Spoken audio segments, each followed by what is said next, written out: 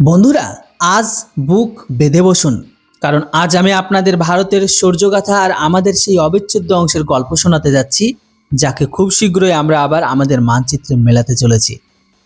আজকের এই ভিডিওটি প্রতিটি ভারতবাসীর দেখা জরুরি, যার বুকে দেশের জন্য হৃদয় স্পন্দিত হয়। ভিডিওটিকে শেষ পর্যন্ত দেখবেন এবং প্রতিটি গ্রুপে শেয়ার করবেন, কারণ আজ আমি প্রমাণসহ আপনাদের সেই সত্য জানাতে যাচ্ছি, যা শুনে প্রতিটি হিন্দুস্তানের বুক গর্বে চওড়া হয়ে যাবে। বই খুলে দেখে নিন, ইতিহাসের বিশ্বাসঘাতকতা এবং ষড়যন্ত্রের কারণে আমাদের কলিজার টুকরোকে আমাদের থেকে আলাদা করে দেওয়া হয়েছিল, কিন্তু ভারত প্রতিজ্ঞা করেছিল যে আমরা শান্ত থাকতে পারি, কিন্তু হার মানতে পারি না। সেই দিন আর বেশি দূরে নয় বন্ধুরা, যখন আমরা আমাদের খণ্ডিত ভারতকে পুনরায় অখণ্ড বানাবো এবং গিলগিট থেকে শুরু করে গারো পার্বত পর্যন্ত স্বাধীনতার মহাপর্ব উদযাপন করব। তবে এগিয়ে যাওয়ার আগে এই ভিডিওটিকে অবশ্যই লাইক করবেন, চ্যানেলটিতে নতুন হলে সাবস্ক্রাইব করবেন এবং কমেন্টে জানাবেন যে আপনারা এখন এই ভিডিওটিকে কোথা থেকে দেখছেন। পারলে আপনার শহরের নাম ও আপনার নাম অবশ্যই লিখুন। এখন চলুন বন্ধুরা, সময় নষ্ট না করে বিস্তারিত আলোচনায় যাওয়া যাক। বন্ধুরা, সবার আগে আপনারা স্ক্রিনে দেখতে পাচ্ছেন না, এই সুন্দর উপত্যকাটাকে দেখুন। আপনারা বলবেন যে স্যার, এ স্বর্গ কোথায়? আমার ভাই, এটি আমাদের জম্মু কাশ্মীর এবং গিলগিট বালতিস্তান, যা ভারতের আসল স্বর্গ। কিন্তু আজ এই স্বর্গের ওপর পাকিস্তানের অবৈধ দখল রয়েছে। তবে এখন ছবিটা সম্পূর্ণ সেখানে বদলে গেছে। আজ গিলগিট বালতিস্তানের রাস্তায় লাখ লাখ মানুষের ঢল নেমেছে। সেখানে বিশাল প্রতিবাদ বিক্ষোভ মিছিল চলছে আর স্লোগান একটাই উঠেছে, গিলগিট বালতিস্তান ভারতের সাথে পুনর্মিলন চাই। সেখানকার বাচ্চা থেকে বুড়ো সবাই চিৎকার করে বলছে, আমাদের পাকিস্তানের এই নরকত থেকে বের করো এবং আমাদের আসল বাড়ি অর্থাৎ হিন্দুস্তানে ফিরিয়ে দাও। সেখানে পাকিস্তানি ফৌজের বিরুদ্ধে এমন সব স্লোগান উঠেছে যা আমি ওখানে মুখে আনতে পারবো না। মুজফ্ফরাবাদ থেকে শুরু করে রাওয়ালকোট পর্যন্ত জনগণ না খেয়ে মরছে। পাকিস্তানের আর্মি চিফ আসিম মুনির সেখানকার সম্পদ সমস্ত কিছু লুট নিয়ে ফৌজিদের বাজেট বাড়াচ্ছে, আর সেখানকার মানুষ এক এক বস্তা আটার জন্য 1.5 কিলোমিটার লম্বা লাইনে দাঁড়িয়ে আছেন। যখন সেখানকার সাধারণ মানুষ নিজের অধিকার চায়, তখন পাকিস্তানি সেনা তাদেরকে অধিকারের বদলে গুলি দেয়। 200-রও বেশি নির্দোষ মানুষকে মৃত্যুর মুখে ঠেলে দেওয়া হয়েছে। আর এখন সেখানকার মানুষ পাকিস্তানি ফৌজ চোখ দিয়ে চোখে চোখ রেখে বলছে, ভুলে গেলে নাকি 1971? আরও একবার হিন্দুস্তান আসবে, তোমাদের আবারও 2 টুকরো করে দিয়ে যাবে। বন্ধুরা, পাকিস্তানে এই জ্বলন্ত আগুনকে চাপা দেওয়ার জন্য 7ই জুন গিলগিট বালতিস্তানে চক্রান্ত করে নির্বিচারের নাটক সাজিয়ে এই নির্বাচনে প্রথম জানুয়ারি মাসে হওয়ার কথা ছিল, কিন্তু জনগণের ক্ষোভের মুখে তা স্থগিত করতে হয়। এই নির্বাচনী ড্রামায় মোট 24টি আসন রয়েছে, যার মধ্যে 12টি আসনে এই পাকিস্তান নিজেদের পুষে রাখা জঙ্গি ও চাটুকারদের বসানো ষড়যন্ত্র করছে, যাতে ভারতের দোরগোড়ায় সন্ত্রাসের নতুন আস্তানা তৈরি করা হয়। কিন্তু কান খুলে শুনে নাও, ভারতের নরেন্দ্র মোদী সরকার আর আমাদের বিদেশ মন্ত্রক অফিসিয়ালি এর ওপর কড়া আপত্তি জানিয়ে পাকিস্তানকে চড় মেরেছে। ভারত পরিষ্কার জানিয়ে দিয়েছে, গিলগিট বালতিস্তান আর লাদাখ ভারতের অবিচ্ছেদ্য অংশ ছিল এবং থাকবে। তোমরা ওখানে কোনো নির্বাচন করতে পারো না। তোমাদের পাত্তাড়ি গোটাও এবং অবিলম্বে আমাদের জমি খালি করো। আমাদের আর্মি জেনারেল, এয়ারফোর্স চিফ এবং নেভি অ্যাডমিরাল আগেই পরিষ্কার করে দিয়েছে যে হিন্দুস্তান এখন আর শুধু রক্ষণাত্মক থাকবে না। এবার যদি যুদ্ধ হয়, তবে আমরা শুধু জিতবই না, বরং আমরা আমাদের জমিওকে ছিনিয়ে নেব। এবার আসি সেই সবচেয়ে বড় আর ভয়ঙ্কর খবরে, যা নিয়ে বেজিং থেকে শুরু করে ইসলামাবাদ পর্যন্ত তোলপাড় সৃষ্টি হয়েছে। কেননা ইতিহাস সাক্ষী যে ভারতের নিউক্লিয়ার ডক্ট্রিন ছিল না, মানে নো ফার্স্ট ইউজ, অর্থাৎ আমরা আগে পারমাণবিক হামলা করব না, এবং আজ পর্যন্ত আমাদের পরমাণু অস্ত্র মিসাইলগুলো আলাদা আলাদাভাবে সুরক্ষিত রাখা হতো।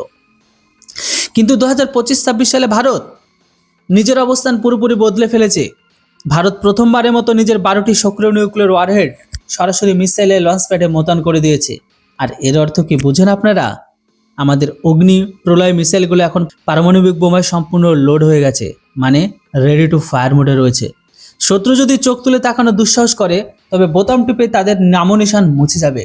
আমরা জল, স্থল, আকাশ 3টি ফ্রন্ট থেকে পারমাণবিক হামলা চালাতে পুরোপুরি সক্ষম। এখন সমুদ্রের গভীরে আইএনএস আরিহান্ত শিকারের জন্য তৈরি হয়ে বসে আছে। অন্যদিকে আকাশের সুখোই এবং রাফেল গর্জন করছে। এখন আপনারা ভাববেন, পাকিস্তানের মতো একটা দেউলিয়া দেশের জন্য এত বড় প্রস্তুতি কেন? তো আমার ভাই, আমাদের আসল প্রস্তুতি পাকিস্তান নয়, চীনের জন্য। মনে করে দেখুন, 1962 সাল যখন চীন আমাদের থেকে আকশায় চীন ধোকা দিয়ে ছিনিয়ে নিয়েছিল, তারপর 1964 সালে তারা পারমাণবিক পরীক্ষা করে। ভারত জবাবে 1974 সালে স্মাইলিং বুদ্ধ, আর তারপর 1998 সালে অটল বিহারী বাজপেয়ীজির নেতৃত্বে পোখরান 2 করে। তখনই পৃথিবীকে কাঁপিয়ে দিয়েছিল। বাজপেয়ীজি তখন বলেছিলেন, হার নেহি মানুঙ্গা রার নেহি ঠানুঙ্গা, মানে হার মানব না, নতুন করে বিবাদেও জড়াবো না। আর চীন পাকিস্তানের দখল থাকা গিলগিট বালিস্তানের ওপর দিয়ে কোটি কোটি ডলারের চায়না পাকিস্তান ইকোনমিক করিডোর, যেটাকে সংক্ষেপে আপনারা সিপিসি নামে চেনেন। হ্যাঁ, চীন জানে যে ভারত গিলগিট বালিস্তানের উপর নিজের অধিকার ফিরে পাওয়ার মাত্রই চীনের এই পুরো প্রজেক্ট ধূলিসাৎ হয়ে যাবে। সেই কারণে চীন লাদাখের পাশে নিজের জিনজিয়াং প্রদেশে নিউক্লিয়ার সাইলোয়া লঞ্চ প্যাড তৈরি করেছে। কিন্তু ভারত আর পুরনো ভারত নেই। আমরা চীনের চোখে চোখ দিয়ে চোখ রেখে আমাদের 12টি মিসাইল মোতায়েন করে দিয়েছি।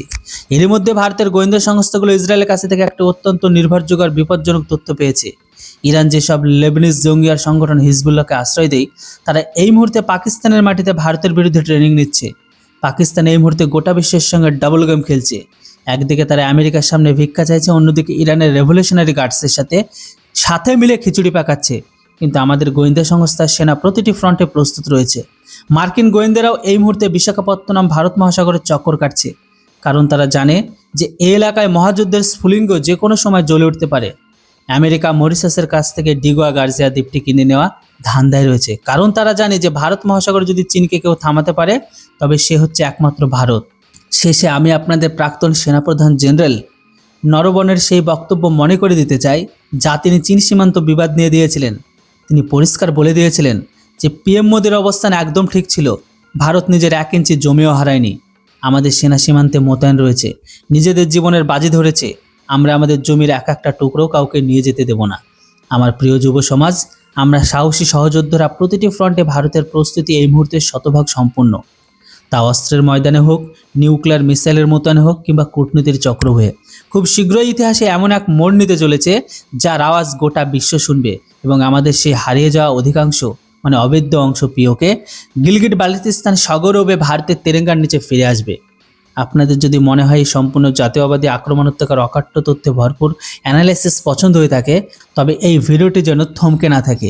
এটিতে একটা শেয়ার করুন, প্রতিটি হোয়াটসঅ্যাপ গ্রুপ, ফেসবুক আর টেলিগ্রামে ছড়িয়ে দিন, যেন দেশের শত্রু আর বিশ্বাসঘাতকদের আত্মা বা রুহ পর্যন্ত কেঁপে ওঠে, আর প্রতিটি সত্য আর নিষ্ঠাবান হিন্দুস্তানি রক্ত টকবুকে ফুটতে শুরু করে।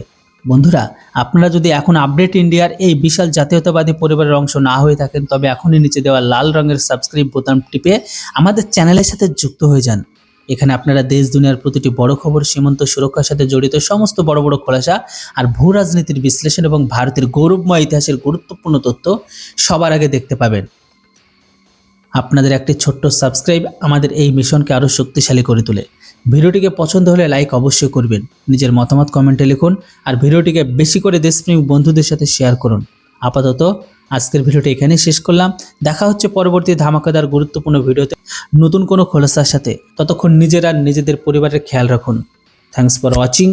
জয় হিন্দ, বন্দে মাতরম।